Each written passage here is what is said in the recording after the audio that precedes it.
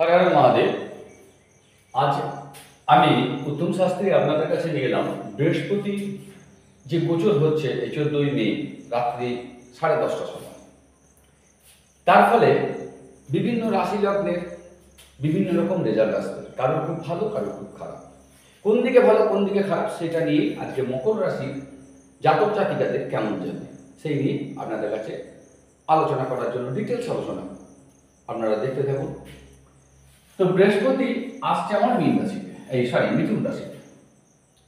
মিথুন রাশি মানে হচ্ছে এটা হচ্ছে মকর লগ্নের বা রাশির জাতকদের ঘর, এই ঘরটা। তাহলে এখান থেকে আসছে কোথায় 6 নম্বর ঘরে বসবে। 6 নম্বর ঘরে বৃহস্পতি কিন্তু বসবেন এই 14ই রাত্রেবেলায়, 14 তারিখে। তাহলে 6 নম্বর ঘরটায় যখন বসবেন তখন কিন্তু আপনার একটু সমস্যা তৈরি করবে, কারণ আমরা জানি বৃহস্পতি যে ঘরটায় বসে সেই ঘরটাকে ড্যামেজ করে।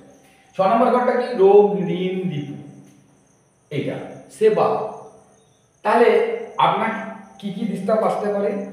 আপনার ডিস্টার্ব আসতে পারে হয়তো ঋণ ছিল না, ঋণ হতে পারে, ঋণ বাড়তে পারে, শত্রু বাড়তে পারে।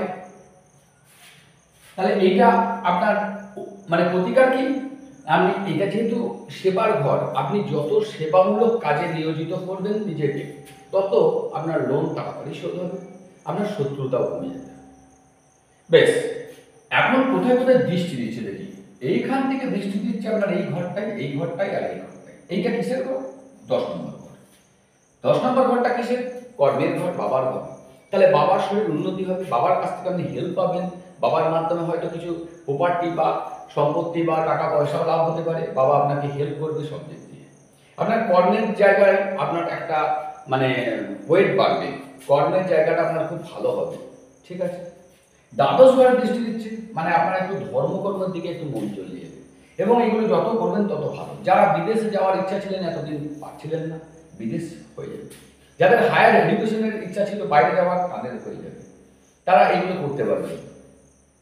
এটা হচ্ছে মোক্ষ প্রাপ্তির ঘর। তাহলে আপনার কি না, এই ঘরটা যখন আপনার অ্যাক্টিভ হয়ে যাচ্ছে, এই ঘরটা অ্যাক্টিভ হচ্ছে যখন এইখানে বৃহস্পতি আসছে, তাহলে এই ঘরটার সঙ্গে এই ঘরটার যোগাযোগ রয়েছে। আমি বললাম যে ঋণ বাড়তে পারে, শত্রু বাড়তে পারে, কিন্তু এর সঙ্গে কানেকশন মানে কি? আপনার চলে যাওয়া, অর্থাৎ হারিয়ে যাওয়া, বা আপনার যেটাকে বলা হয় মোক্ষ প্রাপ্তি। তার মানে এই ঘরের সঙ্গে এই ঘরের কানেকশন হয়ে গেল। তার মানে আপনি যত শত্রু সম্বন্ধে ভুলে যাবেন, তত শত্রু আপনার উপশম হবে। যে জিনিসটা আপনি ভুলে যাবেন সেটাই আপনার ভালো কাজ হবে। যাকে চিন্তা করবেন সে কিন্তু আসবে না, এটা হচ্ছে চলে যাওয়ার পর। তাহলে এই জায়গাটার সঙ্গে এটা কানেকশন। তার মানে আপনাকে ধর্মকর্মের উপর অবশ্যই জোর দিতে হবে, এবং ধর্মকর্ম আপনি করবেন। হয়তো এখন থেকে আপনার সেরকমই একটা মেন্টালিটি চলে এসেছে। অনেকজন হয়তো অ্যাস্ট্রোলজির ওপর শিখতে ইচ্ছা করবেন বা শিখতে পারেন, তাদের এই সময় ভালো হবে। চলে আসছে আপনার দ্বাদশ ঘরের পর সেকেন্ড হাউসে দৃষ্টি, অর্থাৎ কুটুম্ব, আত্মীয় স্বজন, এদের ওপর দৃষ্টি করবে। তাহলে এদের সঙ্গে আপনার অর্থাৎ কুটুম্ব, আত্মীয় স্বজনের সঙ্গে যে আপনার ডিস্টারবেন্স চলছিল, সেইগুলো কেটে গিয়ে সুন্দর একটা মানে বাতাবরণ তৈরি হবে, তাদের সঙ্গে রিলেশনটা খুব ভালো হবে। আরও ভালো হয় তাদেরকে যদি ছোট গীতা টিকা দান করে দেন, একটা করে ঘি দিলেন, তাহলে দেখবেন এই সম্পর্কটা আরও মধুর হবে। বেশ, ইনকাম আপনার বেড়ে যাবে। ইনকামটা কি করে বাড়বে না, ইনকামটা বাড়বে সাধারণত 10th, যেহেতু 10th দৃষ্টি দিচ্ছে মানে কর্মের মাধ্যমে। কর্ম আপনার খুব ভালো হবে, কর্মের মাধ্যমে কিন্তু আপনার ইনকামটা বাড়বে। নেক্সট আপনার বৃহস্পতি কিন্তু এইখানে চলে আসবে, সপ্তম ঘরে চলে আসবে। তখন না ঠিক অক্টোবর নভেম্বর যখনই এখানে চলে আসবে, তখন আমরা থার্ড ঘরে দৃষ্টি দেবে। তখন আপনাকে পরিশ্রম না করে দেখবেন, অল্প পরিশ্রম করলেই আপনার কাজে সাকসেস পাচ্ছেন।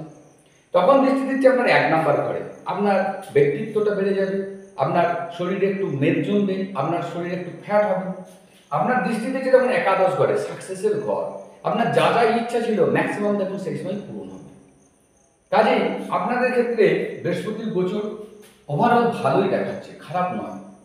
এরপরে আমি আর নিয়ে আসবো, এরপরে রাহুর গোচরে আপনাদের কিরকম কি রেজাল্ট আসছে। বৃহস্পতির এপিসোড আর 2-3টে আছে, খালি শেষ, তারপরে আমি রাহুর গোচরটা নিয়ে আসবো। তো আমার যদি এই চ্যানেলটা আপনাদের ভালো লাগছে, আপনাকে যদি উপকারে আসছে, অবশ্যই সাবস্ক্রাইব করুন, লাইক করুন, বেশি বেশি করে শেয়ার করুন। ধন্যবাদ।